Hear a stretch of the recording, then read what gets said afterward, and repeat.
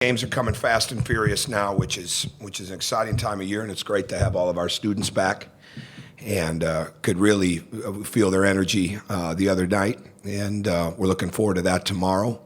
Because as is the case, every game is such an important game because every team is so competitive. In case of Northwestern, I mean, they've already matched the number of wins that they had a year ago. They're only getting better now that Alex Ola is back. They're closer to full strength. And very, very dangerous. They very committed. They're a tough team, and you can just see it. You can see the toughness on offense with the way that they cut, with their screening. They don't turn it over much.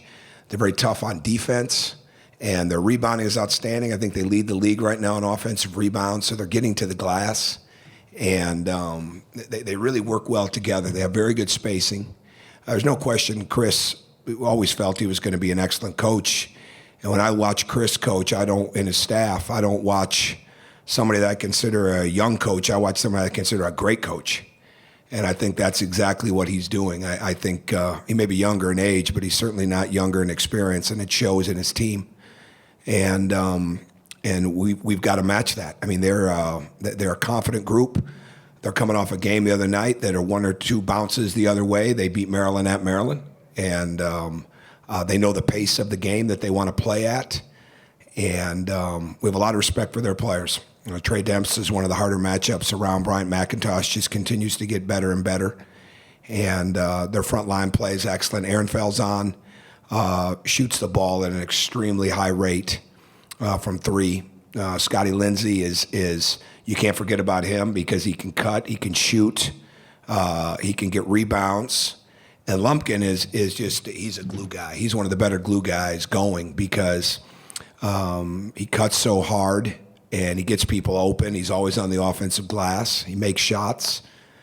So we've really, as we expected, we'll have our hands full with them, and our guys are excited to play. I know that. And we're excited to play at home. So go ahead. Even if he's not fully healthy, how much does Ola change them and the championship? Well, I think because he can score so well, because he's such a good post up, he can face up. He's a load because of the screen and roll game, and he's another guy that you've got to really account for on the offensive glass. And certainly we got to get the game going. You know, we've got to make sure that we're getting up and down, and at the same time, when they set their zone up, we can't become stagnant at all. So because that allows him to be that much more in control, but. They did a really nice job with Pardon while he was out of him getting his confidence and playing well. So it changes it, and he's a bona fide Big Ten forward that's had a lot of high-scoring games in this league. Tom, how much better can Troy get defensively? I mean, how much better can Well, I think our entire team can get better defensively, and I think we work very hard at it. I think Troy's as committed as anybody else. And I think that's the maturity of him. He's really grown to understand how much better, A, he needs to get, B, he can get, and C, how daily a ritual it is to improve at all the little things. So to me, he's really engaged in that. And the thing about Troy right now is he knows there's room for improvement in all areas.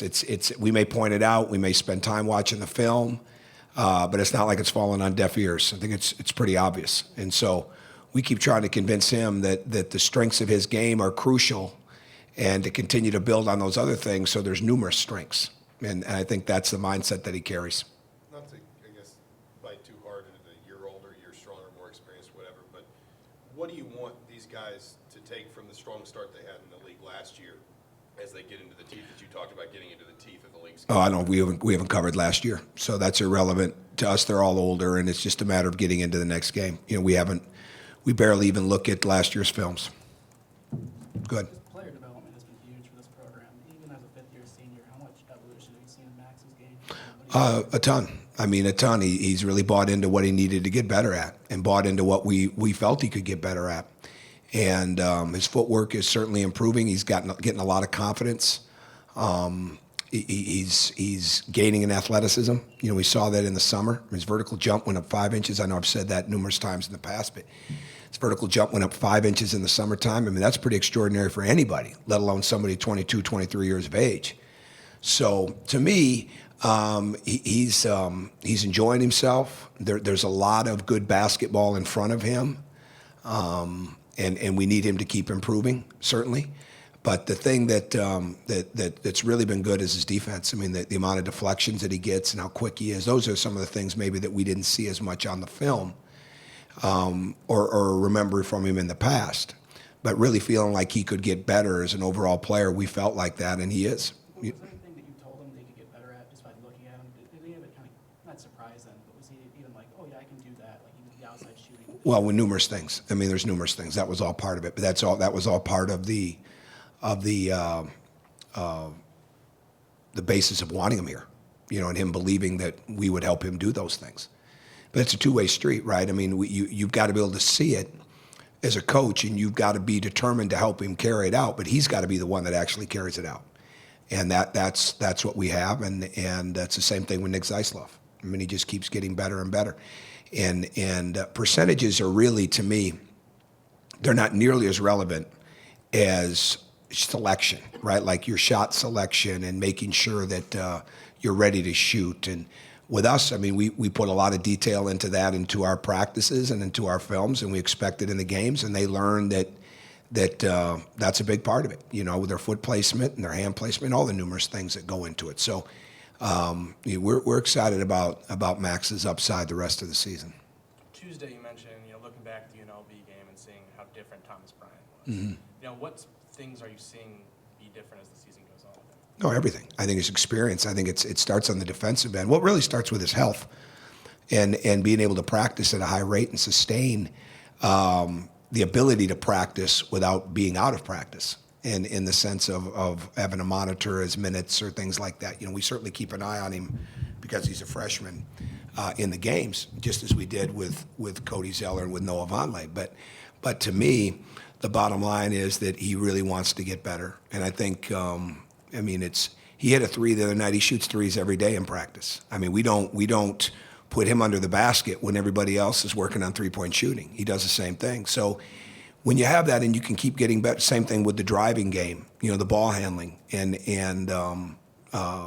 whether it's open court, whether it's on a catch and go, shot fake, whatever it is. I mean, we want to work on those things constantly. Well, he's also defensively, numerous times has to guard guards in practice. We do a 4-on-4 action where we go our forwards against our guards, and he'll have to get down and guard Yogi Ferrell or get down and guard Robert Johnson, and they in turn have got to turn around and guard him on the perimeter, and it really it helps him gain confidence. And so there's still a lot of upside for him to get better in all those areas this year, especially as he continues to get stronger, and he is getting stronger during the year. That's one area that we're doing a really good job of. I give Lionel Anderson and Stephen Houston a lot of credit on the way they're continuing to get the guys stronger during the season, and I think he's doing that. So Thomas will get a lot better.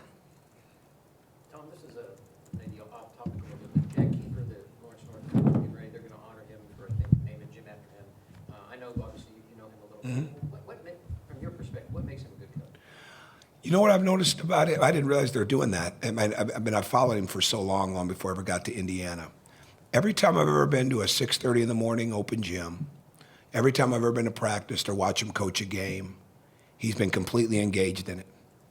And when you've got the success that a guy like that has had, and you've had the players that he's had and the championships that he's had, to have that kind of passion and energy and that kind of attention to detail and that kind of intensity, really, and that's why I guess what it is more than anything else. There's an intensity to him, and I think it's constant, and I think that's what great leaders have. They got to have it every day, and I've never walked in at one point and watched him play or saw a game on film or saw a practice and ever saw a guy that was resting on his laurels or checking his rings. You know what I mean? I mean, he's making his guys better constantly. And the guys like Jack and Doug Mitchell's like that, and I'm sure there's others, I don't mean to miss people, but when you start talking about people that have been in that city for so long coaching, that's really strong. And whatever he's getting, he deserves it. Yogi a few days ago said that he thinks the chemistry in this team is the best it's been since his freshman year. Do you see that as a coach? I don't look at it that way. I mean, we just look at getting better every day. So I mean, that's the focus as much as anything else. I'm glad they feel like that, and I think it's just, to me, those things become exclamation points. The season's a dash, right? It's a dash right in the middle, and you better keep moving, because the moment that you think you've hit a certain point is the moment it can leave you. So we're all just constantly into what's most important that day, which in the long range is the game, the next game that's there. But the most important thing is the level of practice and preparation, film work and conditioning and strength training and all that. So we spend most of our time locked into that, and as coaches spend most of our time locked into spending time with them and into the preparation. So we just want to keep getting better.